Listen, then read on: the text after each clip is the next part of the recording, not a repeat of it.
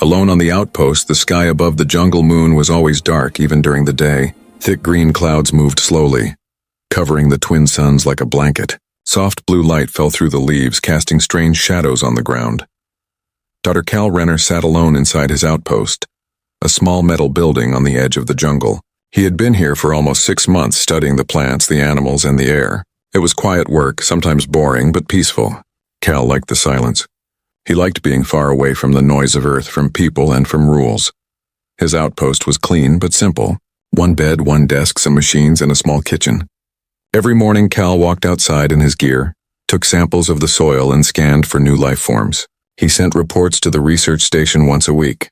No one replied. They only cared about the data. But tonight was different. The storm had started in the evening. Strong winds pushed against the outpost walls. Trees bent under the pressure. Rain hit the roof like falling rocks. Cal watched it from his small window, holding a cup of warm liquid. He felt calm. He had seen many storms on this moon, but then he saw something strange. A small shape moved near the edge of the forest. It crawled slow and weak across the wet ground. Cal stood up, squinted his eyes, and looked again. It was not a monkey or a local beast. It was something else. He opened the door and stepped outside. The wind hit him hard. Rain soaked his coat. He moved slowly, following the small figure. Then he saw it clearly. A cub. Alien. Not like anything in the research logs. It had soft striped fur, glowing blue eyes, and long ears.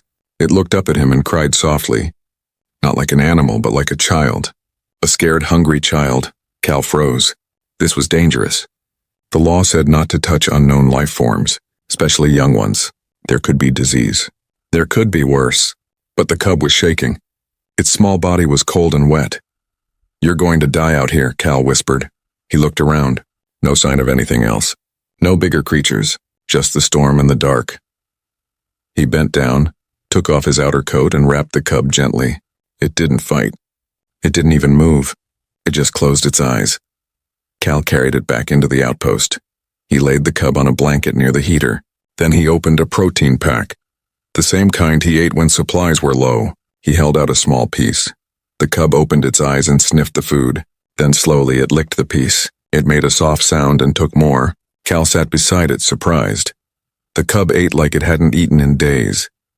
After a while, it curled up near the heater and fell asleep. Cal sat beside it, unsure what he had just done. He looked at the door. Outside, the storm still howled. Inside, something had changed. The next morning, Cal woke to find the cub still sleeping. He checked its temperature using a scanner. Slightly warm but alive. Strong heartbeat. Breathing steady. "You made it through the night," he said softly. He took a sample of its fur and saliva for analysis. The results were strange. Some parts matched jungle animals. Some parts didn't match anything in the database. Cal wrote a full report but didn't send it. Not yet. The cub opened its eyes and looked at him. It blinked slowly. It didn't look afraid anymore. Cal reached out his hand. The cub sniffed it and rubbed its head gently against his palm. "You're not just wild," he said. "You're something else." He placed a collar scanner on its neck just to track it in case it ran outside. But the cub didn't leave. It stayed close, walking slowly beside Cal. Later that evening, Cal tried to fix the broken comms. For some reason, the system wasn't connecting. The signal was jammed. Then he heard it. A sound. Not from inside. From the forest. Slow steps. Heavy. Measured. The cub lifted its head and growled. Not like a pet, not like a baby, but like it knew, like it recognized the sound. Cal grabbed his stun rifle and looked at the monitor. Something large moved through the trees. Just one figure. Tall, graceful, powerful, glowing stripes, just like the cub's. His heart raced. A shape stopped right outside. Shadow blocked the door. Then came a low knock, not with a hand, but with claws. Strange signals in the night. The silence inside the outpost was heavy, broken only by the soft hum of the heater and the quiet breathing of the alien cub. Cal sat at his desk staring at the comm screen. The signal was still dead. He had tried everything. Manual reset, external antenna, and emergency override, but nothing worked.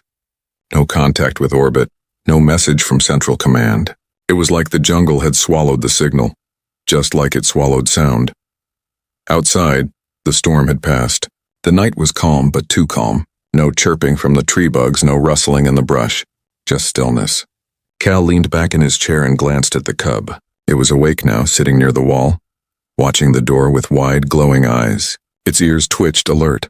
Then came the sound again. Soft at first, like footsteps brushing against leaves. Slow, careful, deliberate. Cal stood up and moved to the window. He pressed his face close to the glass, trying to see beyond the glow of the outpost lights. Something was out there. Something big. He stepped back and turned on the external sensor panel. Heat signatures flashed across the screen. Multiple shapes moving through the trees, one larger than the rest. Tall, upright. The others stayed low, circling. The cub let out a low growl. Cal looked down at it. It was standing now, fur bristling, tail stiff. Not afraid, but ready. Like it was expecting something. Like it knew this moment would come. He picked up the stun rifle from the wall mount. His hands were shaking. Not from fear, but from the weight of a decision he didn't understand. Was this about the cub? Had he triggered something by saving it? Was he being watched all along? He checked the door locks. Secured. Then the lights. Flickered once, then again, the heater shut off for a few seconds before clicking back on. Then, the lights turned red. The alarm system let out a low warning beep. Breach detection. Cal turned to the door. He saw a shape, taller than him, wide at the shoulders, moving just outside the entrance. Then another shape passed by the side window. Fast, almost too fast for the camera to catch. He stepped to the front monitor. The thermal scan showed a large heat signature standing directly in front of the outpost. The figure didn't move, just stood there breathing slow, steady. Then came the knock. Not a fist, not a hand but claws. 3 long, heavy taps. Cal raised his rifle and stared at the door. "Who's there?" he whispered. Silence answered him. The cub let out a series of strange sounds. Not growls, not cries. It was speaking. In a way only its kind could understand. A call, maybe, or a warning. The sensors showed no weapons on the visitor. Cal took a deep breath and placed his hand on the door panel. "This is a bad idea," he muttered. The panel blinked red, then green. The door slid open with a soft hiss. Standing there was a figure unlike anything he had ever seen. Taller than a human, shaped like a warrior, covered in fur with glowing stripes that pulsed like fire. It had sharp eyes, feline but intelligent, and a body wrapped in armor made of bone and metal. Long claws rested at its side. It did not raise them. The cub stepped forward. The tall alien looked down at it, then slowly knelt, one knee touching the muddy ground. It whispered something Cal's translator couldn't catch. Then it looked up at him. Its voice came through the translator, rough but calm. "You fed my cub. That act cannot go unanswered." Cal stood frozen, heart pounding, fingers still curled around the rifle trigger. The alien lowered its head again, this time in a slow bow. Then it placed one clawed hand over its chest. The cub walked toward it, purring softly, rubbing against its leg. Cal lowered the rifle. This wasn't an enemy, but it also wasn't a friend. Not yet. The Tigress Queen arrives. The night air was thick with silence, as if even the jungle was holding its breath. Rain dripped from the leaves above, but the storm had passed. The wind was still. The shadows outside the outpost shifted gently. But the presence that stood in the doorway was not just a shadow. It was alive. Tall, powerful, still as stone. Cal stared at her. The alien tigress knelt with perfect control. Her fur shimmered with glowing patterns, stripes of deep violet and silver blue. Her shoulders were wide, her posture noble. Armor made from organic bone wrapped around her arms and chest. But her movements were smooth, graceful. Her eyes, golden and sharp, did not blink as they locked with Cal's. She was not like the cub. This one was something else. Older, wiser, deadly. A queen. Cal's hand loosened on the rifle. Slowly, he lowered it to the floor. He took one step forward, then another, until he stood just inside the doorway. The cub stood between them, tail swaying gently. It looked up at Cal, then back at the queen as if trying to say, "This is the one who saved me." The queen rose to her full height. Cal had seen many species in his research, but none carried the weight of presence like she did. Every breath she took seemed deliberate, every step grounded in history, pride, and something else, something ancient. Her voice came again, filtered through his translator. "I am Shalva of the Varinkar," she said. Last of the Tigress Queens. This cub is my blood. Cal swallowed hard. He wanted to speak, to say something respectful, something neutral, but his voice caught in his throat. Sha'alva looked at him carefully, her head tilting slightly. Then she did something unexpected. She removed her left gauntlet and placed her bare-clawed hand on the ground between them. Her claws touched the soil gently. Then she turned her palm upward. It was a gesture Cal had seen once before in a cultural archive, a ritual of peace, of offering. Not from her species, but something close. You showed mercy, she said. You fed him. You touched what is sacred. The bond is made. Cal took a slow step closer. I didn't mean to break your customs, he said quietly. He was dying. The Queen nodded slowly. Intention is the first law of the bond, she replied, and you intended kindness. The cub moved beside her now, rubbing its small body against her legs. She lowered one hand and ran her claws gently over its back. The tenderness in her eyes softened her fierce form. Your kind has taken much, she said softly. But you returned something. Then she looked beyond Cal toward the sky. They followed, she whispered. Cal's heart jumped. Who? The Queen turned her glowing eyes back toward him. The ones who hunted us, who made us scatter. The ones who took our home. The Zarithi ascendancy. Cal didn't know the name, but the way she said it made his blood turn cold. They seek the cub, she continued, and now they will come for you. Suddenly, the peaceful moment felt fragile. Cal looked over his shoulder at the outpost. The lights flickered again. The generator buzzed. Why would they care about a cub? He asked. Sha'alva straightened. Because this cub is not just mine. He is heir to the last line of telepathic hunters, born under a red moon, marked by prophecy. His survival means the end of their fear. Cal didn't believe in prophecy, but he could hear the truth in her voice. She believed it. Her people believed it. And now, because of one act of kindness, he was part of it. What do you want from me? He asked. Sha'alva stepped forward. She was close now, and though her form was large, she moved like wind. Silent, powerful, sure. Nothing more than what you have already given, she said. But the bond is not undone. And now you are no longer alone. She looked past him again. Cal followed her gaze. In the distance, beyond the tree line, faint red lights blinked, moving, searching, coming. Secrets of the Varenkar. The jungle was no longer just wild. It was watching. After the red lights faded into the distance, Cal locked the outpost again. The door hissed shut behind them, sealing them in a fragile shell of metal and silence. He walked back inside slowly, heart still racing from the sight of those lights. They weren't fireflies or moon glow. They moved with purpose, artificial, coordinated machines or worse. Sha'alva followed him in. Her movements were quiet, her steps almost soundless on the metal floor. The cub trailed behind her, no longer playful. It stayed close to her legs, sensing the shift in energy. Cal turned to her, unsure where to begin. What are they? Those red lights? He asked. Sha'alva looked around the room with a tired expression, then sat cross-legged on the floor beside the cub. The gesture surprised Cal. It was regal yet humble. A queen lowering herself to speak like an equal. Zarithi seekers, she said. Machines with eyes and no hearts. They smell the bloodline through the ether. They burn what they find.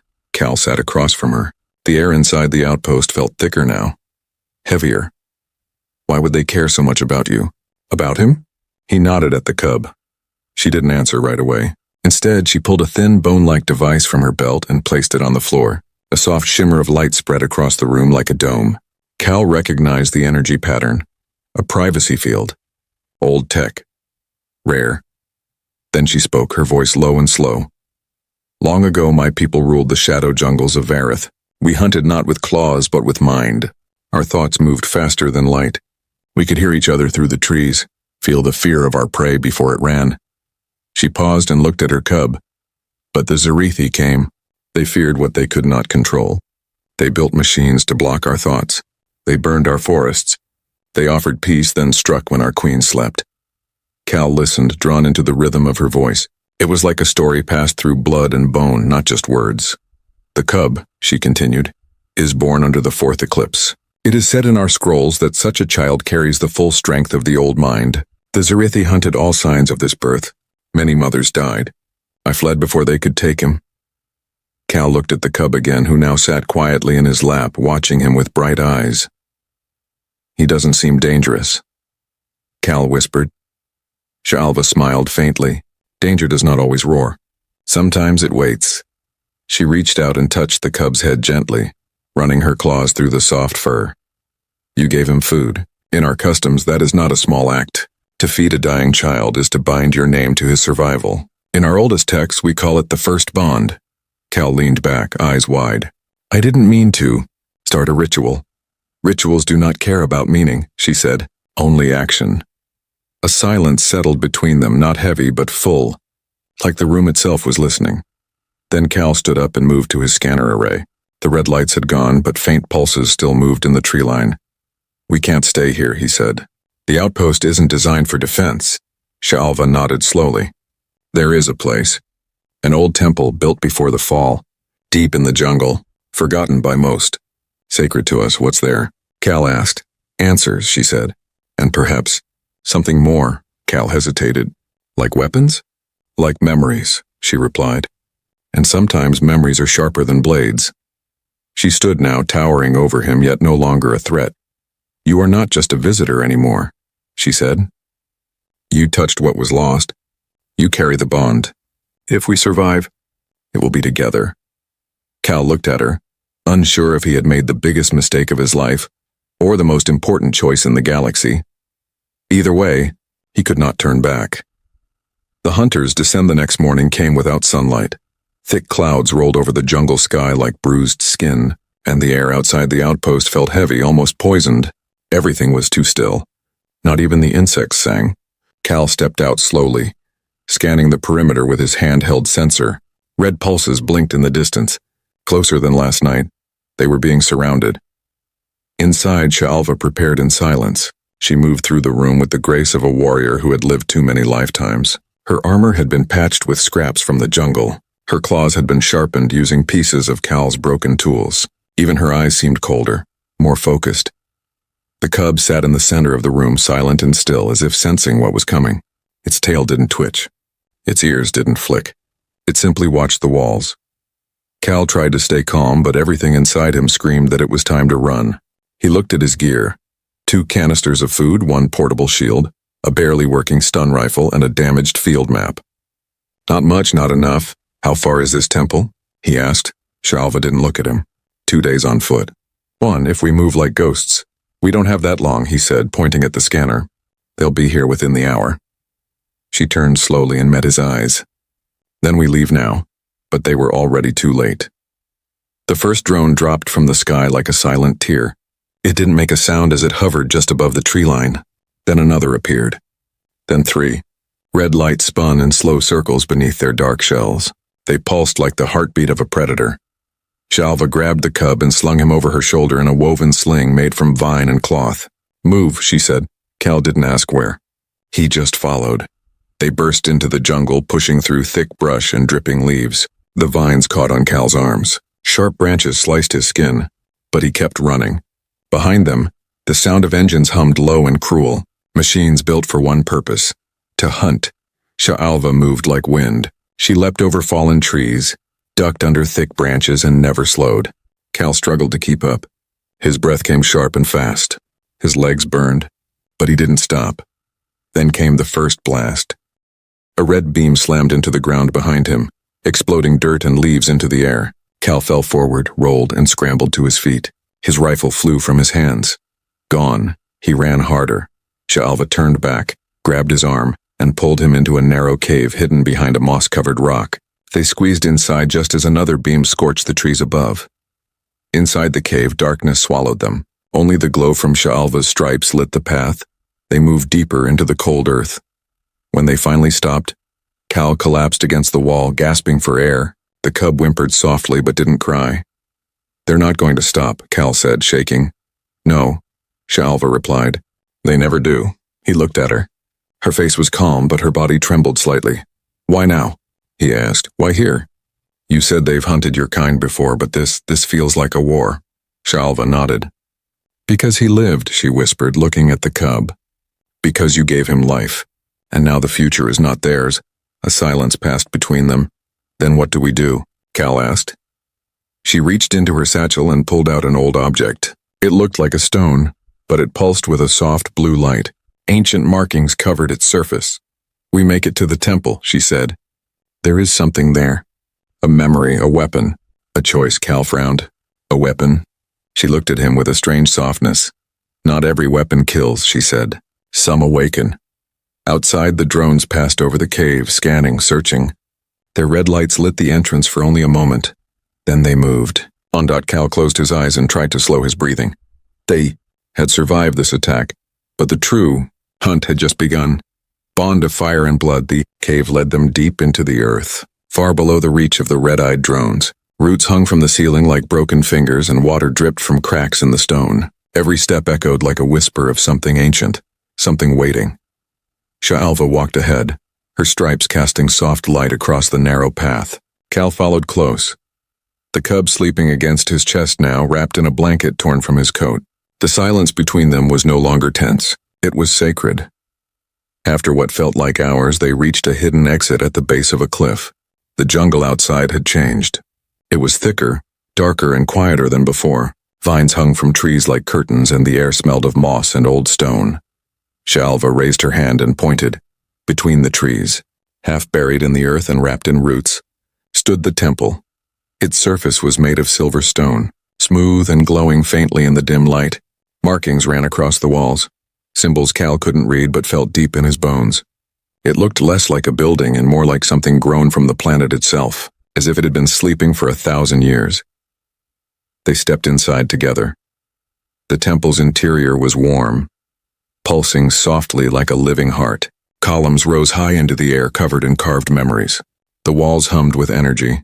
The air itself seemed to recognize Sha'alva. Lights awoke beneath her feet as she walked, forming a path to the center of the chamber. "This place," Cal whispered. "It's alive." Sha'alva nodded. "It remembers. All of us." They reached a circular platform. In the center stood a pedestal, shaped like two hands reaching upward. The object she had shown him in the cave, the glowing stone, fit perfectly between them. Sha'alva placed it gently into the pedestal. A deep tone vibrated through the air. The temple responded. Light poured from the walls, crawling upward like golden vines. The floor beneath them shifted, revealing a second circle, a ring of old armor, half organic, half metal, shaped not for one being but for two. Sha'alva turned to him. Her voice was steady. "This is the weapon I spoke of." Cal frowned. "Armor?" She stepped forward, eyes never leaving his. "Not just armor. It is called the bond shell. Forged from memory, built to unite two souls. One must be of my kind. The other must be human." His breath caught.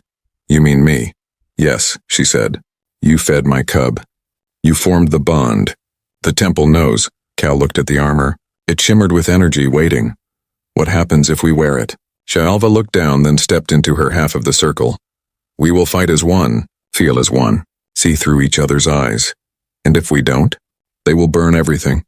Not just us, but the jungle, the past, the future."